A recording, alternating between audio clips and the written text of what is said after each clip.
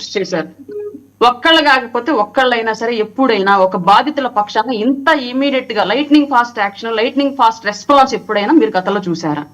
ఎంతసేపటికి వంగలపూడి అనిత గారి మీద పడి ఏడుస్తున్నారు వీళ్ళంతా. సిగ్గుంటే కొంచెమైనా సరే గత 5 ఏళ్ల పాటు చేసినటువంటి మహిళా మినిస్టర్లు ఎవరైనా, మహిళా మినిస్టర్లు కాదు, నాట్ ఓన్లీ మహిళా మినిస్టర్స్, గత 5 ఏళ్ల పాటు వైసీపీ టైంలో మంత్రివర్గ విస్తరణకు ముందు, విస్తరణ తర్వాత, మార్పుకు ముందు, మార్పుకు తర్వాత ఉన్నటువంటి ఏ శాఖ మినిస్టర్ అయినా సరే అనిత గారిలాగా కానివ్వండి, లేదంటే వాళ్ళ కూటమిలో ఉన్నటువంటి మినిస్టర్ల లాగా కానివ్వండి, ఒక్కళ్ళలాగా వాళ్ళలో సగం టైం తీసుకొని అట్లీస్ట్ వీళ్ళు పనిచేశారేమో ఒకసారి అడగమని చెప్పండి. ఇలా వైసీపీలో ఉన్నాడు. అసలు ఎవరిది ఏ శాఖో తెలీదు, ఎవరు ఎక్కడ ఏ పని చేయాలో తెలీదు.